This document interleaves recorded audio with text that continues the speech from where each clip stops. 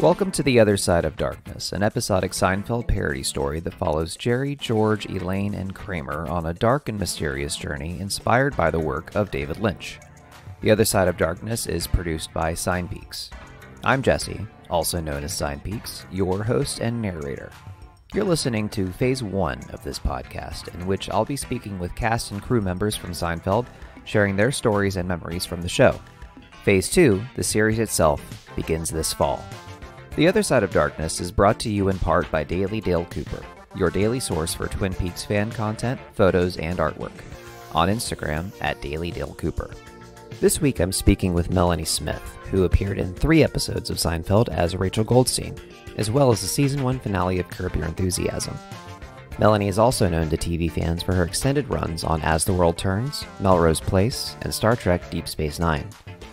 Melanie and I talked about practicing yoga with Jerry between scenes, improvising with Larry David, the value of meditation, and why she decided to leave Hollywood to start a new chapter of her life across the country. Now, here's Melanie Smith. Melanie, it is a treat to have you with us today. How are you doing? I'm great. Thank you for having me, Jess. Absolutely. Thanks for joining us on the podcast. I've got a lot that I want to talk to you about, and I would like to start, if it's okay, with the very beginning and kind of tell folks how you got into television in the first place. And I'm asking this because I listened to another podcast you were on recently. This podcast is making me thirsty. And it was kind of an offhand remark, but it sounded like you said something to the effect of, it was never my plan to become an actor. Never. And I'm always interested in hearing the stories of how these careers kind of come when they're not planned from the beginning. So what was your path into television? It was an accident, actually.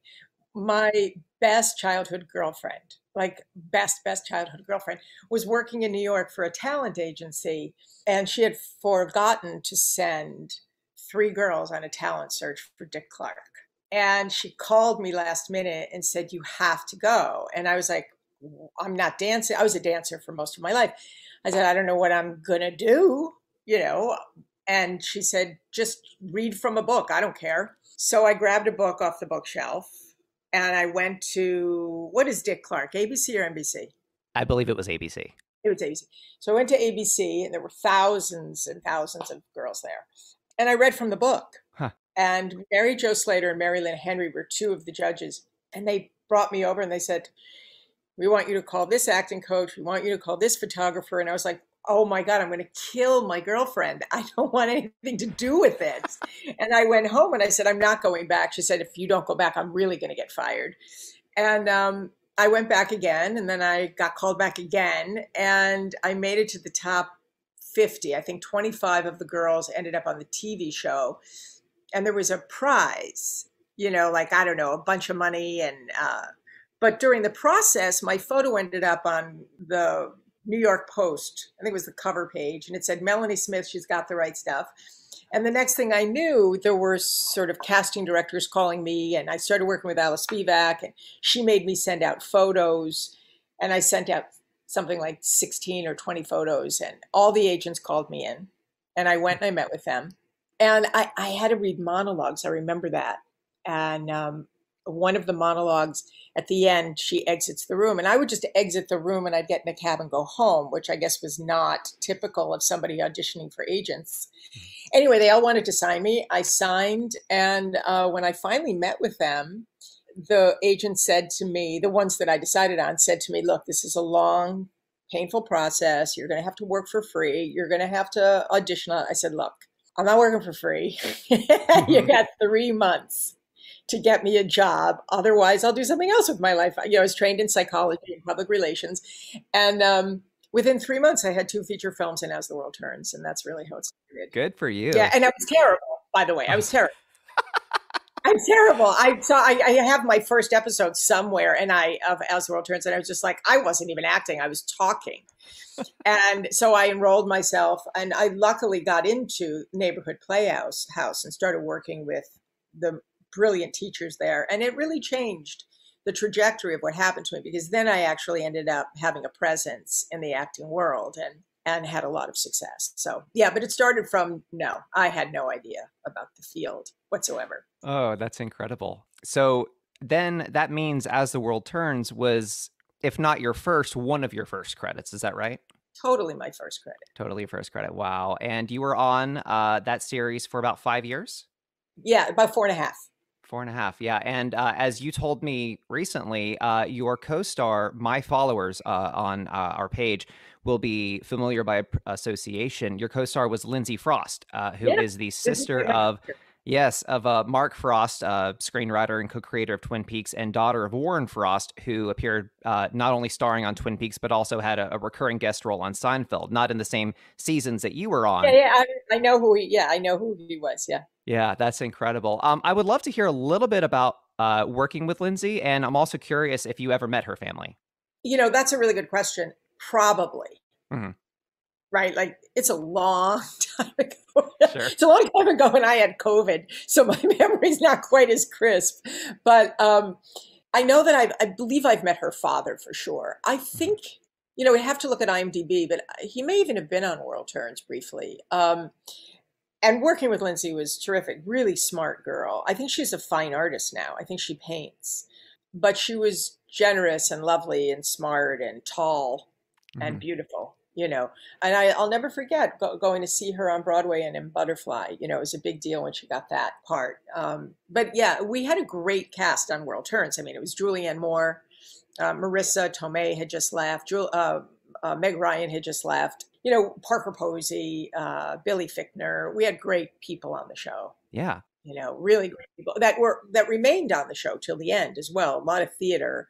That was the thing about being on daytime in New York. You could do theater as well. Right. So before I step off of As the World Turns, I've got a question from a friend of mine named Chris, who knows you both from As the World Turns and from your time on Star Trek Deep Space Nine.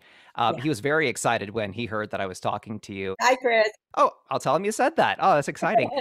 Chris was curious, and I'm curious too, what it's like stepping into a role on both of those shows that was previously played by multiple actors. Like, what effect did that have on the choices that you made with those characters? None. And I'll tell you why. First of all, World Turns, Emily was played by Marie Masters, played my mother, and her daughter played Emily as a little girl. And her kids are amazing kids. They were like sister and brother to me. They were twins. And then there was somebody who took on the role when she was younger for a very short period of time. So that had no, and by the way, like when you take over a role on daytime, anything goes anyway. Because when I left, I was recast by someone who was nothing like me and played the character nothing like I played her. But when I stepped into the role of Tora Ziyal, I really never even looked at the work. I just knew who I translated that character into. For me, understanding the soul of a character is far more interesting than trying to duplicate, right? Because once you step into a role, writers start to write for you. They start to see your nuances.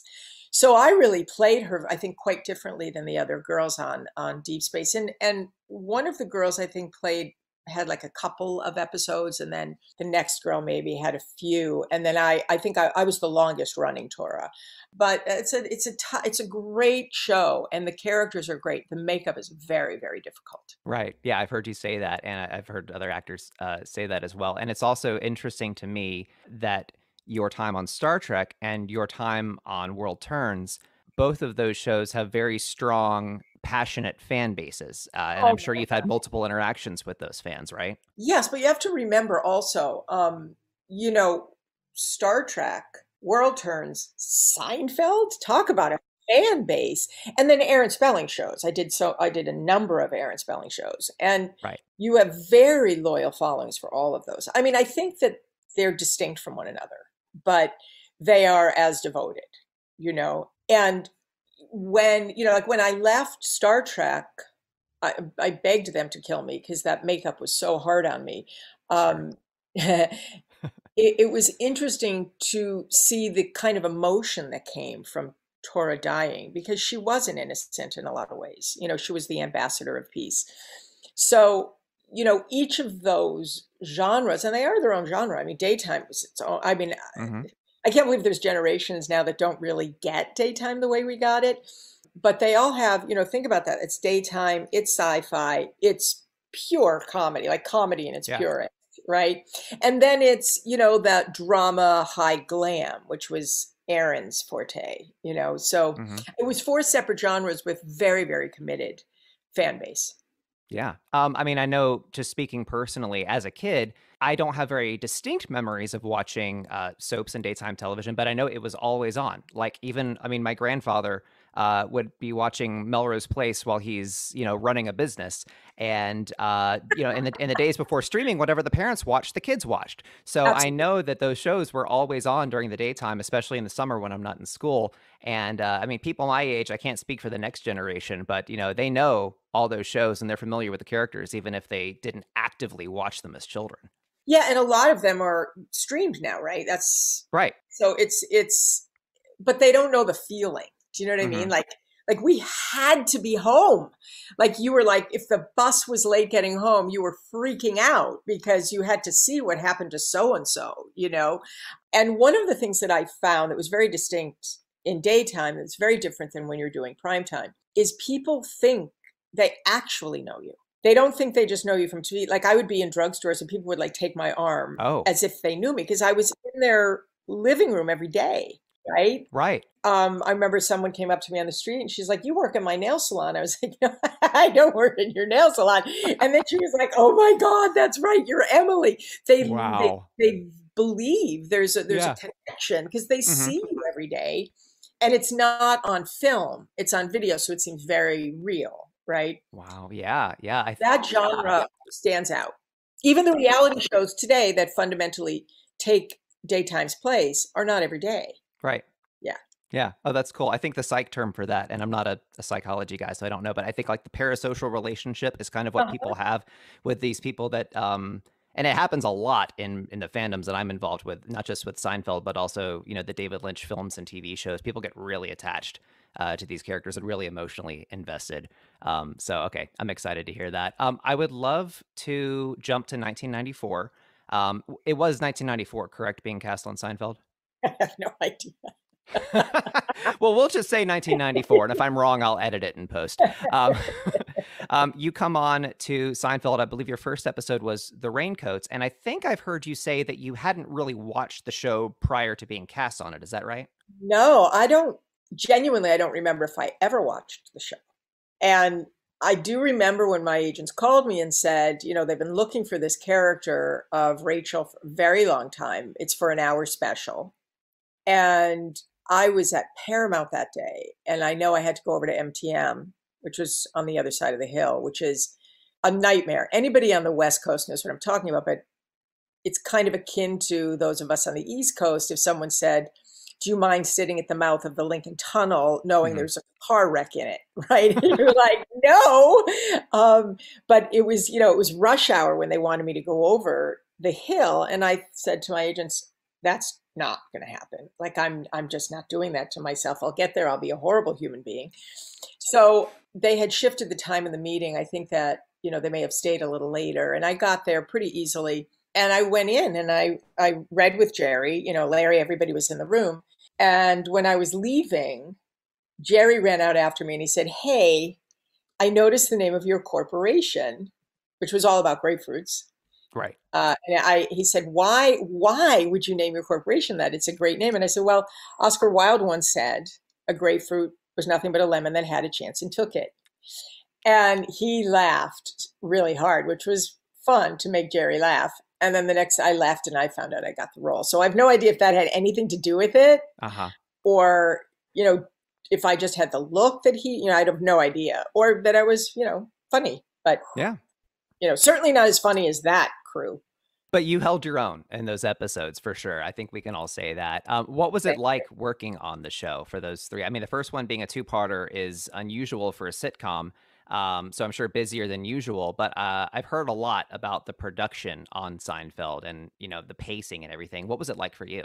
It was interesting. Again, because I had no real information, the only thing someone had told me was, they're a very tight-knit group of people. You'll probably just go in and out. You probably won't develop relationships or whatever. And my first day, remember, it was an hour long. So they had to pre-film some stuff. So there were sets behind sets.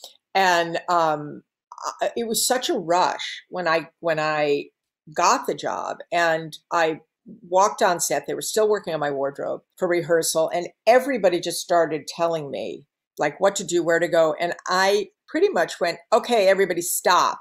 And everybody just froze. And I said, nobody's introduced themselves to me. I don't know who the director is. I don't know who the producer is. I don't know who the cameraman, like, I don't know who I should be listening to. And it was really sweet. Everybody just stopped and they all came up and they introduced themselves to me. And we rehearsed the scene. And then I went into hair and makeup and to meet the hair and makeup people. And Jerry came in and said, who are you and who does that?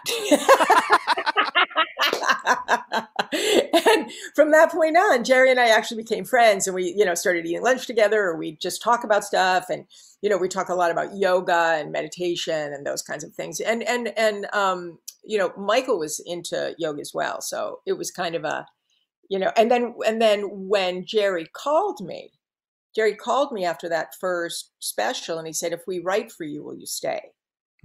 Which had never been done before, I was told. So yeah, I said, let me check my calendar. Yeah. Wow. Yeah. You were, if I'm remembering this correctly, you were I think the only guest actor that played a girlfriend on Seinfeld that was on for more than 2 episodes. There was, I think, one in season 1 and then one in season 8. That was in the season 7 finale. This was Janine Garofalo that came back for one scene in the second, in the 8th season. But yeah, I think you were the longest running guest girlfriend on the show, which is a pretty cool honor to have. And obviously, you made an impression on the cast and crew. There's a story that I've heard you tell before that I know not everyone has heard, and if it's okay, I would love to talk about the episode The Hamptons and the really iconic line that you brought about, which is when Rachel walks in and sees George naked and apologizes and laughs and says, "I'm so sorry," and then leaves. Yeah. It is my understanding, Melanie, that what we see on screen is not exactly the way it was originally written, and that you had a hand in kind of evolving that. Can you tell me a little about that? Well, the script was written, I walk into the room and I say, oh my God, I'm so sorry. I thought this was the baby's room.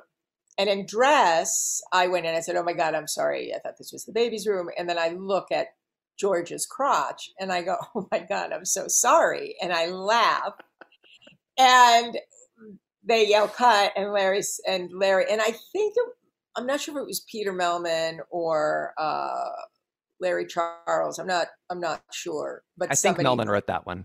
Was it? Yeah. I love Peter, by the way.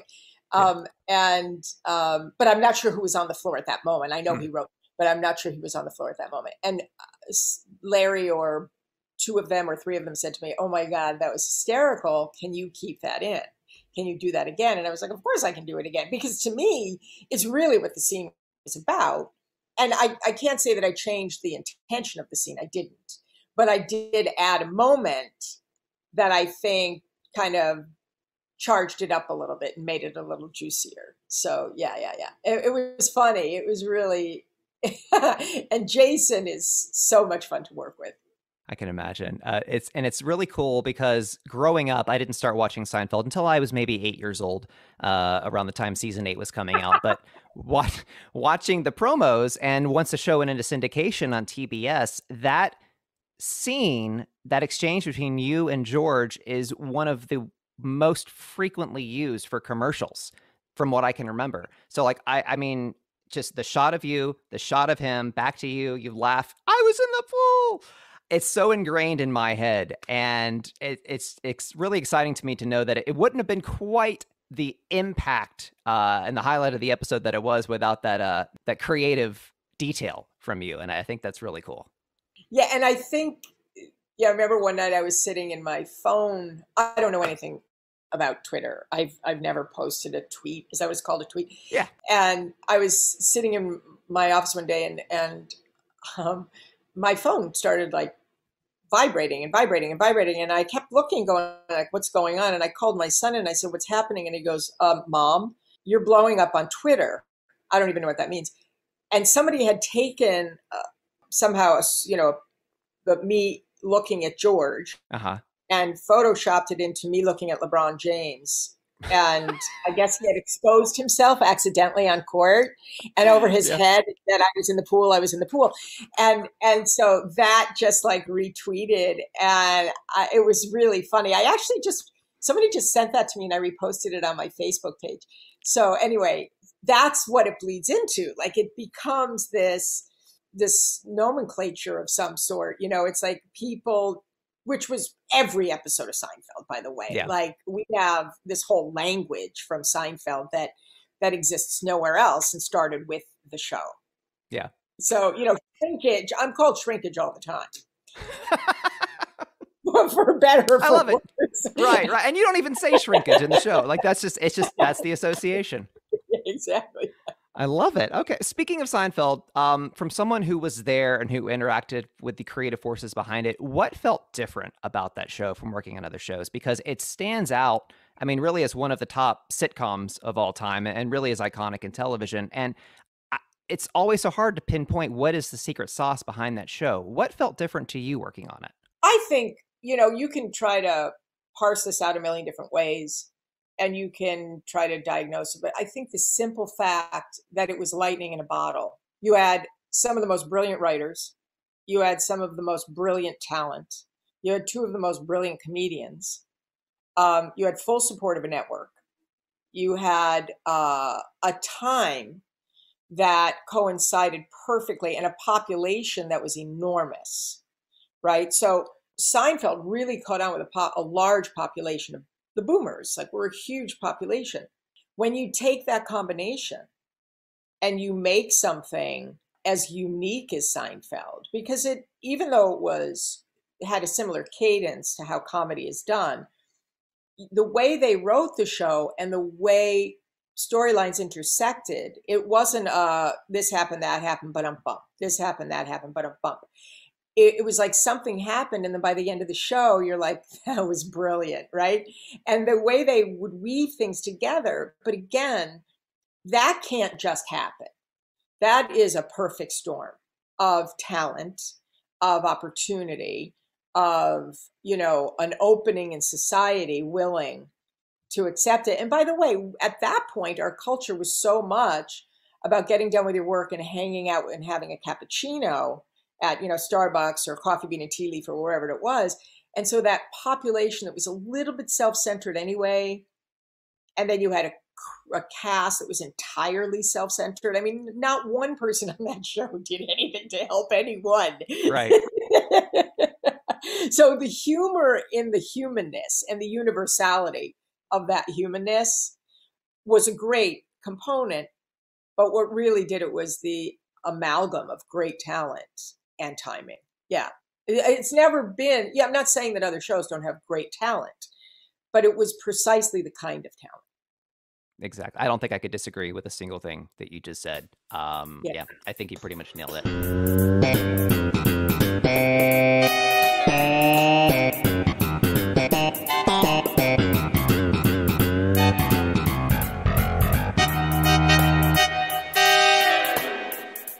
Fans know that you had a guest role on Curb Your Enthusiasm, but what I learned listening to one of your last interviews is that you were also one of, I think, just 10 people that was in a pre-screening of the pilot that Larry shot for Curb. So the first question, I'm just curious, how did you become one of just 10 people that was in that focus group that would go on to choose the name of the show? Well, first of all, I knew Larry, and I had been, Larry pulled me in also for Sour Grapes. Right. And, we worked well together.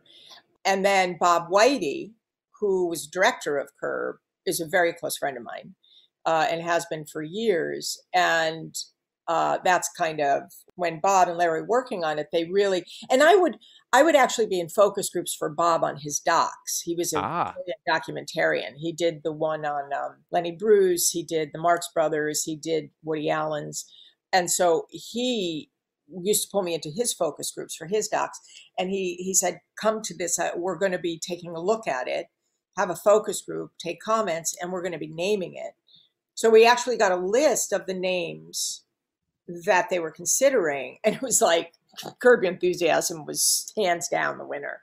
Yeah. And the pilot was brilliant. I actually saw the pilot before it was edited for television. So Oh, I thought the pre-screen was like so much, it was politically incorrect in some ways, but it was yeah. really funny. Larry, Oh, yeah. and it was really funny. It was brilliant. That is so cool. And of course, I mean, and acting on it, and this shines through in the show, it's such a different show production wise because they produce it without a script. So there's a lot of improvising that goes on. Do you have any background in improv, like training throughout your career that prepared you for that? Or was that kind of a new thing for you? I had studied improv briefly and I liked it quite a bit. Like I had a lot of fun. I screwed up a lot, but I was willing to do it. And that's, I think, the foundation of improv. Are you willing to do it? Because it exposes you in an entirely different way than acting does. When somebody's writing a character, you have a lot of time to work on the inner essence of the character, and then, you say the lines. But when you're doing improv, typically the people you do improv with are very fast, very clever, very funny. And you can get stuck in moments where you're actually taken off guard because it is so funny. Right? Or because it is so clever, or because you've lost your way. I mean, that's really possible in improv too. Mm-hmm. So being willing to do improv is the first step to doing improv. But being on the show was so fun. And literally all they do is they tell you a general outline of what they need for, obvious reasons. And then they tell you things you need to hit, right? Like I had to get Larry to have lunch with me. Uh-huh. Right. So you're giving an objective and then you're on your own, literally. And with Larry, right? With Larry, that's like being on a bucking bronco because he goes to the weirdest places. Mm-hmm. I mean, come on, to have a response when somebody's talking to you about incest to say, well, it was a step. Does that count? Yeah. Right? How does that even come out of your brain? So that was a very different experience and a very special one. And I'm working with Lorraine Newman, it was just incredible. Yeah. So Melanie, I'd like to take a minute and talk about the career change that you made after Star Trek Deep Space Nine. You took a turn and moved away from television into something completely different and something completely exciting that I think is going to be really interesting to a lot of the folks listening to this podcast. Can you tell me a little bit about that, about what happened and where you went from there? Sure. Well, after I left Deep Space, I actually went on and did another series with my best girlfriend, Nancy McKeon, called The Division. And, I had also done, by the way, another show that Peter wrote, It's Like, and right. I was pregnant at the time. They called me. They're like, what's wardrobe's like, what size are you? And I wasn't telling anybody I was pregnant. And I'm like, today? By the time we film, I'm not sure.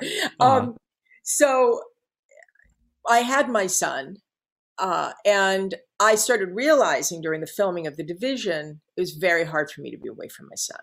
You get nannies and that are fabulous. We had the best nanny, but it's very hard to tell your child you're home for dinner and then call every night and say, I'm not going to make it, and these are very strong developmental years. So I started to realize I wasn't being a good mother, and I wasn't being a good actress either, because when I was on set, I was constantly in my head and in my heart with my son. So I made the decision. The other thing I'll add here is I had lost a lot of people in my life at that point. I lost family members and friends, and my mother had passed away just at the end of As the World Turns. And then my sister was tragically killed in a car accident right around the time when I was doing Murder, She Wrote. And I realized, so much of why we're here in life is for human connection and for love and compassion. And I knew deep down I couldn't live with not raising my son. People say, was it a hard choice? And I said, it's a very interesting question, because in a lot of ways it wasn't a choice. It was a purpose. I think who we are needs to win over what we do. Mm-hmm. And who I was and am, I became a mother first. So I was called to do another series, and it was a great role, and the offer was on the table, and I passed. So, my son teases me now. He's like, why didn't you take it? And I'm like, because I needed to raise you into the fantastic human being you are. Mm-hmm. So that was really the impetus. Was I had lost my center in both places, and I decided I needed to get my center back. So when I moved out of Los Angeles, I knew I couldn't do it in Los Angeles. I mean, you know, people were consistently calling me. They wanted to send scripts, and why was I in LA if I wasn't going to be acting? And by the way, the traffic and the smog and so on and so forth, you know, I'm basically an East Coaster. So I made my move to the East Coast. And at that time, you know, even in LA, when I was filming, I was a serious yogi and I was a serious meditator.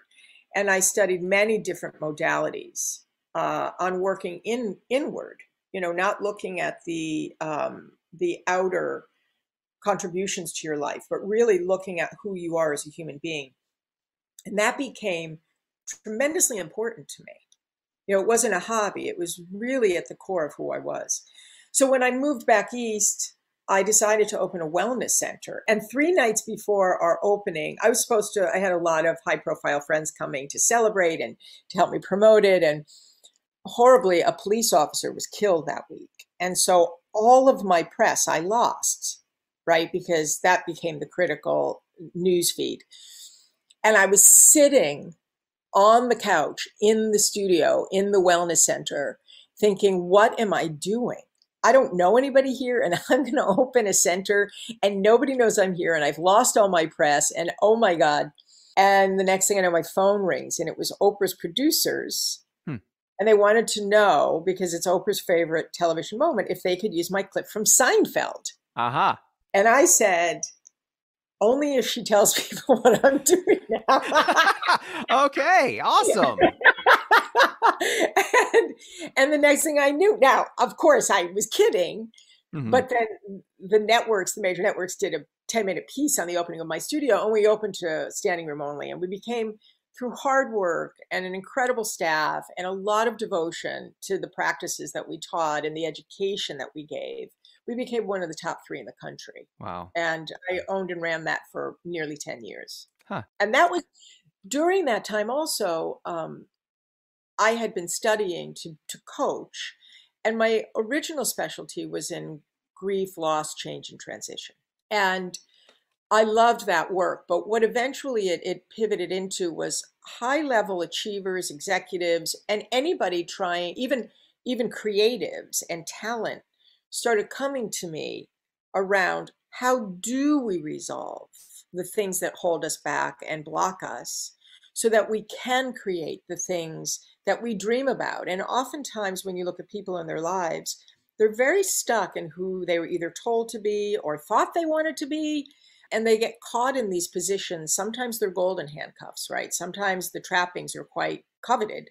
And helping people transition into their best life, into their whole life, into the greatest identity that they really are. Like I said, you know, who we are matters. And what our container is, it's critical to understand to have your happiest life. People come to me a lot and say, I have everything. Why aren't I happy? And that's the work I do through a proprietary process that I've created, but also just through my expertise in business. And, you know, I went back to school for entrepreneurship and business and fundamentals of the music industry at NYU. And so there was a lot of studying that went into my transition. But this kind of work is rooted more deeply to my purpose. Gotcha. Okay. So Melanie, I'm curious, where did this begin for you? Because an interest in yoga, meditation, mindfulness, doing the inner work, that kind of stuff, it doesn't happen passively. Like I've been getting interested in and educating myself on some of these concepts over the past year, and you really have to actively seek it out. Was it something that you had always had an interest in since childhood? Was there a certain time in your life where I'm just going to take up yoga and study it, or where did it come from? Well, I would say that psychology and self-development was part of my personality. I mean, I've sort of always that go-to person all through life, right? I was always an advisor or a guide or a coach on some level. But I will tell you exactly the moment my yoga journey started. There was a friend of mine years ago. I haven't spoken to her in many years. I was very close to her husband and herself, an actress named Lisette Antony. She's British. And they were studying with a man named Bikram Chaudhry, who has now, of course, changed his reputation dramatically. But at that time, he was reputed, and a lot of very high profile people would go and study with him. And he was a character. He wasn't yet overblown. Hmm. And she called me and she said, darling, we're all going to do this yoga and it's in a room that's 110 degrees. You must join. And I was like, nah, I'm kind of good. I don't really need to do that. I can sweat enough in the summer here. We're good. And she was like, oh, but darling, we're all going and we're going for margaritas after. And I went, okay. And so and that's literally what happened. And I went and I fell in love with the practice. Now, I had done some yoga when I was in New York, but it was much more a yin, sort of relaxed, deep breathing kind of yoga. And I was a real athlete, and dancer. So being that deeply kind of comfortable in using my body through strength, it didn't resonate with me the same way. When I started studying Bikram, I went every day. After that first day, I went every day. And I stayed with Bikram for 2.5 years. And I switched because of Jerry. Aha. Yeah, we were in the green room and he goes, you do Bikram. I did Bikram. And I was like, yeah, let's go do yoga. He's like, you can't do that anymore. You have to like grow your practice. And I said, okay, what do I do next? And we would practice some of Bikram's postures in the green room and then like learn some new things. And that's when I actually expanded my practice and I started studying with Matthias Ratti, who was an incredible master of, I think she was a 4th series Ashtangi, but I'm sure the listeners don't know what that means, but it's really hard.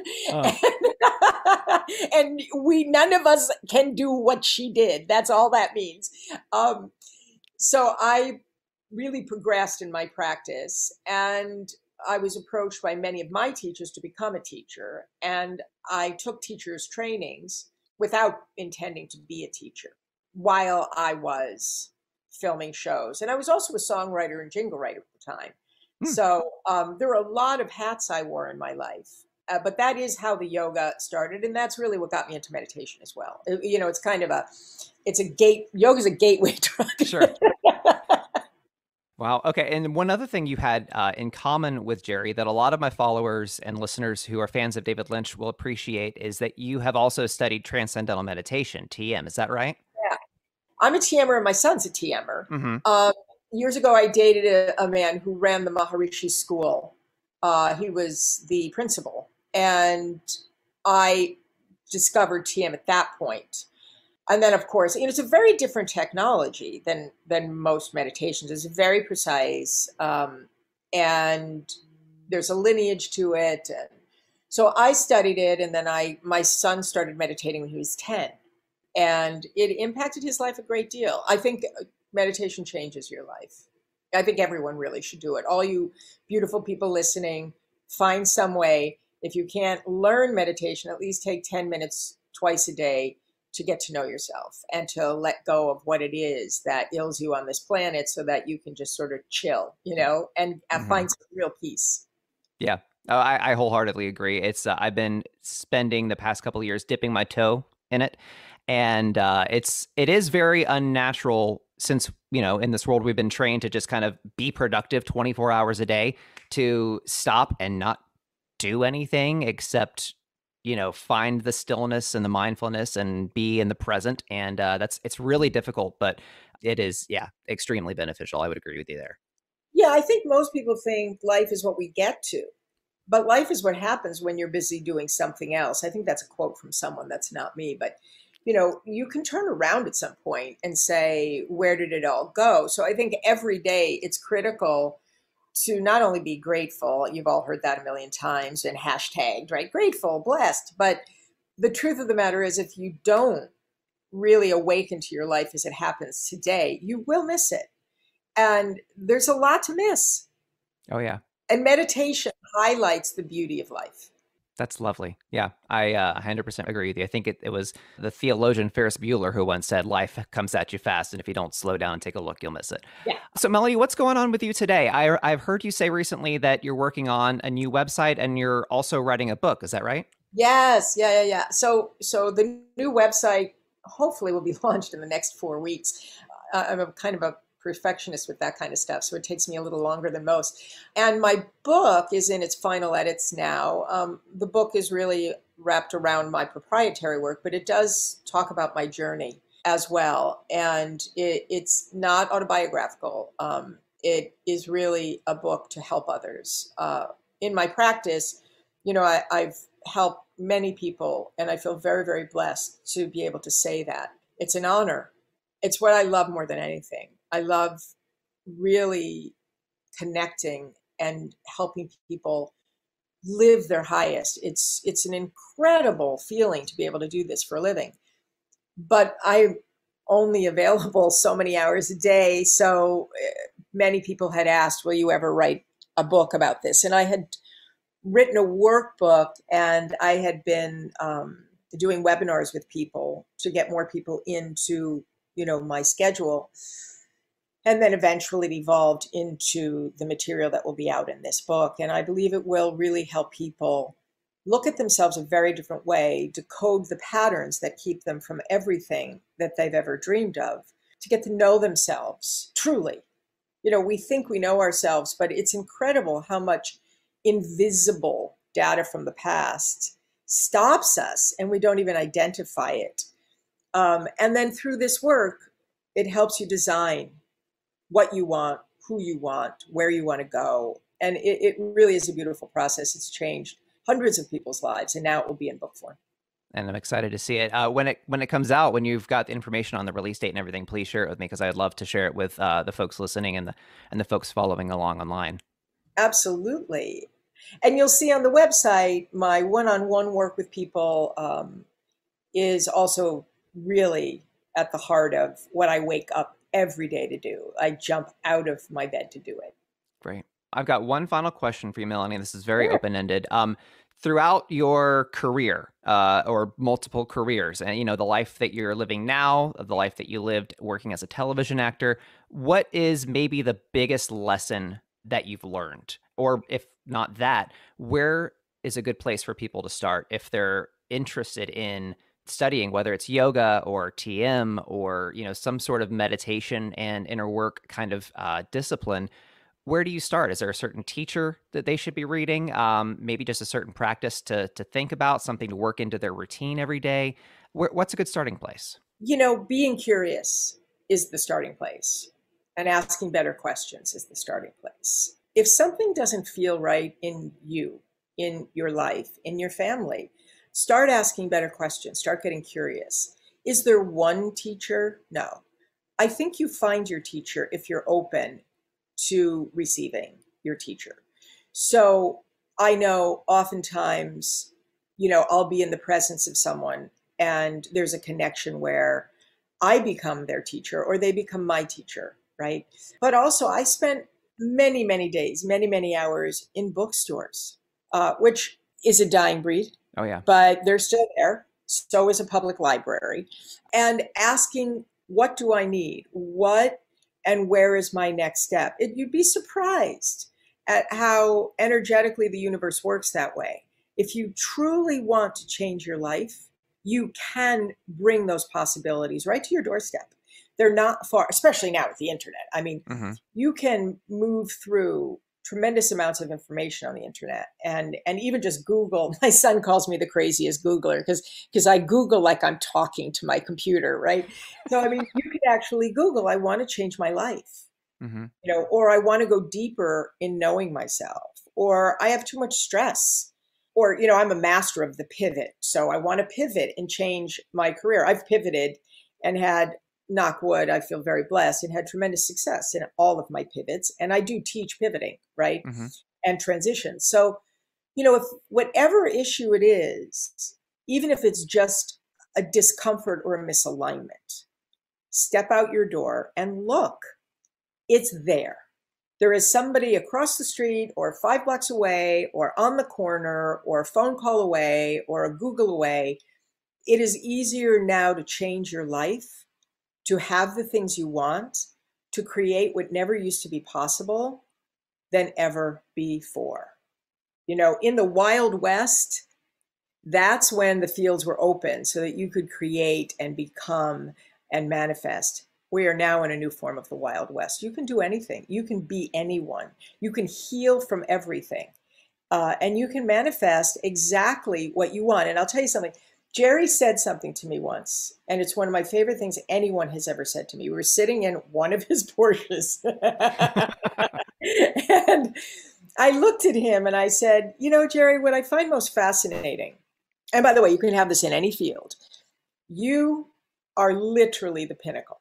What's the best part of that? Is it the fame? Is it the money? Is it the stuff?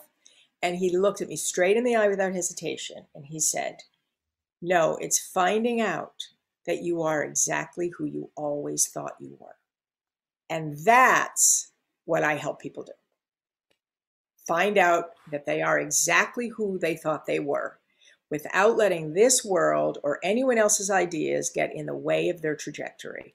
That's my purpose. That's what I do. And that is the question you can start with is, who am I really? Who was I always meant to be? And how do I get there? That is the coolest answer that I could have asked for from that question. Wow. Okay. That's fantastic. So for folks who have listened to this interview and are energized now to get started asking those questions, where can they follow along with you? Like, what is your website now? I know you're working on a new one. Where can people go currently to find out what you're doing? Well, you can go to the URL Work with Melanie Smith, and you'll be transported to my old website, which will soon be my new website. But it's Work with Melanie Smith. It used to be called Well Lit Life. Mm-hmm. And when it was Well Lit Life, I was primarily doing more change and recovery and transition work. Now my work has shifted quite a bit into not just the transitions, but really empowering and building lives and having people with goals master a great life. So yeah, workwithmelaniesmith.com. Fabulous. And I highly encourage folks to go check it out. Melanie, this has been an amazing conversation. There has been so much that has resonated with me. As a father of a 3-year-old, I hugely respect and relate to your decision to put who you are in relation to your family ahead of what you were doing at the time, which was just killing it in a television career and doing some amazing things and creating some iconic, forever memorable moments on some of our favorite shows. And so we're grateful for that. We're grateful for, where you are now. And I'm really excited to see what's coming for you next. Jesse, thank you so much. Of course. Before I let you go, is there anything else that you'd like to leave with the folks listening? You got a lot of Seinfeld fans here. I know that at least my friend Chris and his friends, that you got some fans of As the World Turns and Star Trek listening as well. Anything you'd like to tell the folks listening? Yeah, I think we don't take enough time to thank them for making our lives better. You know, everywhere I go, when I meet the people who love our work, mine and all other talent, you make our life better. I'm grateful that we make your life better too, because we make you laugh or cry or think or feel, but you really do make our lives better. And we wouldn't be honored with the ability to work our craft on any level without you guys. So thank you. And you've always been wonderful to me. And I can't express my gratitude enough for that. And thank you, Jesse, for what you do, particularly in a time like we're in today, where people want to be uplifted and they want to feel connected and they want to feel that they have a community around them that is like-minded and creating a sense of belonging. So thank you for what you do. And congratulations on creating a strong following.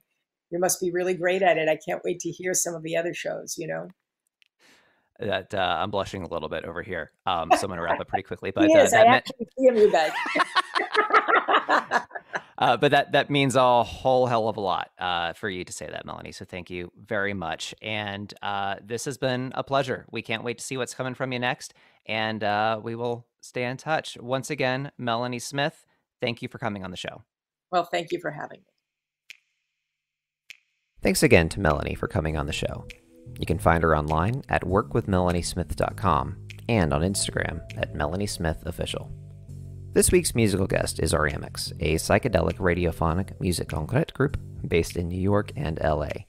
Auramics was founded by Kristi Scarvelis and Glen Lee Flynn in 2014 in Brooklyn. Their song Founders of Time was inspired by the BBC radiophonic workshop and early electronic music pioneers Delia Derbyshire and Daphne Oram. You can find the song's music video, directed by Kristi, on YouTube. Here, with tonight's featured track, Founders of Time, is Auramics.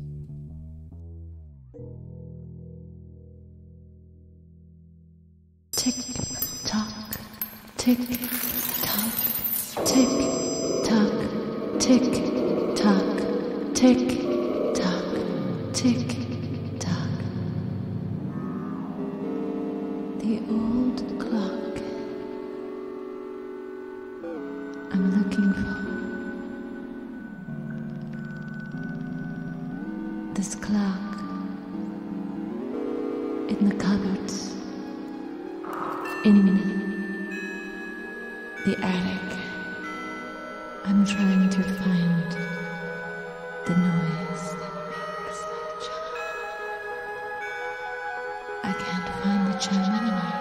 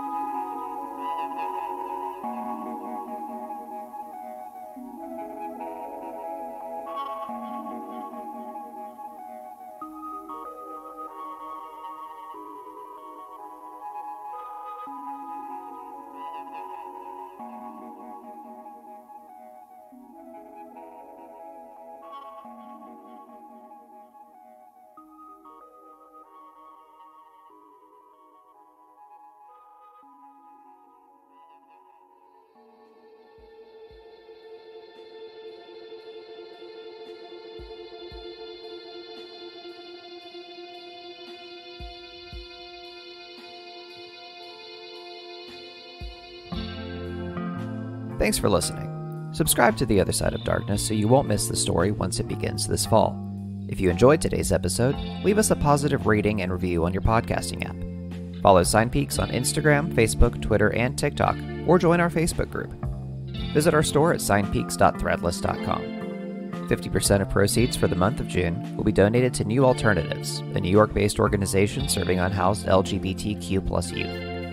And if you'd like to support this series, you can visit patreon.com/signpeaks to get early access to episodes and exclusive merchandise. Intro theme by Patrick Edwards. Mid-show theme by Ivor Bowens. Outro theme by Robert McDonald. Additional music by Cody McCory. All links mentioned can be found in this episode's show notes. Thanks for listening. The Other Side of Darkness was made possible thanks to the backing of over 100 supporters through sites like Kickstarter.com. Here are just a few of those supporters I'd like to recognize. Greg Diener, Katie Scuderi, David Montgomery, Carol Walker, Ashley Day Coligny, Ivor Bowens, and Pam Myers. The Other Side of Darkness is written, performed, and produced strictly as a work of parody. The Other Side of Darkness is not endorsed by Castle Rock Entertainment, Sony Pictures, NBC, Warner Brothers Records, Rhino Records, Lynch Frost Productions, Twin Peaks Productions, CBS, or Showtime. This podcast is intended for entertainment and informational purposes only. Seinfeld, the Seinfeld logo, and all Seinfeld characters, story elements, and intellectual property are registered trademarks and/or copyrights of their respective trademark and/or copyright holders. The makers of The Other Side of Darkness make no claims, directly or indirectly, of ownership to any elements held by these trademark and/or copyright holders, other than original characters, story elements, and other intellectual properties created specifically by the makers of this podcast. Musical elements referencing themes and motifs from the original theme music to Seinfeld and Twin Peaks are created expressly as works of parody and do not imply claims to ownership of said music.